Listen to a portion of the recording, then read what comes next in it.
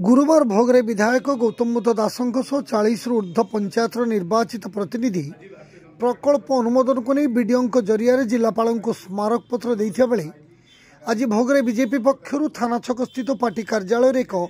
सांबादिक सम्मेलन कर पालटा जवाब दि जाइए। भोगरे बीजेपी नेता आशीष पात्र कहवा अनुजाई प्रथम प्रकल्प अनुमोदन पत्र रे पात्र अंतर करा जिला को पठा जाइथिला, जो कि बहु पंचायत निर्वाचित प्रतिनिधि मानक उपेक्षा करा सहित दलीय भित्रे प्रकल्प चयन करा जाइथिला। एपरकि बीजेडी नेता माने जो प्रकल्प पत्र प्रस्तुत करथिले सेथिरे अनेक चंचकता करा जाइथिला बोली श्री पात्र अभियोग करथिले। तेणु परवर्ती पर्यायर दलीय ऊर्ध्वे रही भोगरे जनसाधारण को स्वार्थ पई एक चूड़ांत तालिका वीडियो जरिया जिला मुख्य उन्नयन अधिकारी को पठा जाइछि, जहाको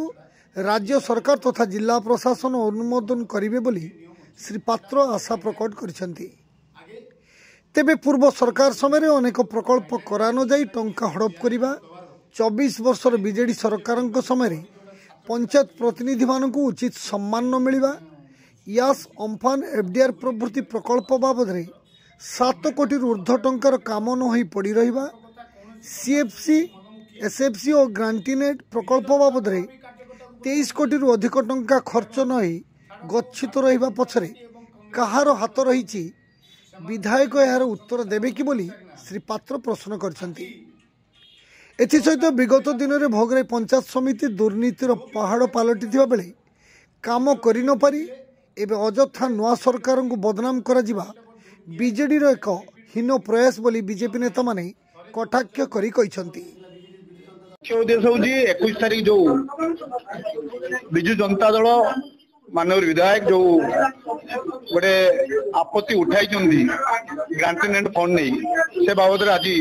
सम्मेलन डकाई। मुख्य उद्देश्य हूँ सरकार 24 वर्ष साधारण लोक को कि प्रतिनिधि को मिछ कहीकि ग्रांटीनेट फंड हूँ सरकारी दलर कही आज पर्यंत से भंडामी करते जो जिन आज समस्त दबार जो ग्रांटीनेट fund project PRM member BJP BJD Congress समस्त मिसिकी देइचंती जो नीति नियम भित्तिक अभा कथा वीडियो ताको प्रेरित करचंती से भयभीत है कि लिखिकी देइचंती आमे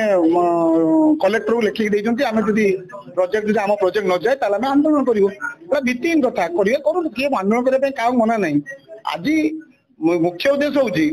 पीआरएम मेंबर को सम्मान 24 वर्ष होला केही देई नांती, जे बिजु जनता दल कार्यकर्ता को देई नांती कि बीजेपी भी देना कि कांग्रेस देना। एबे आम सरकार लोक समस्या को लेकिन आज कार्य करुच्ची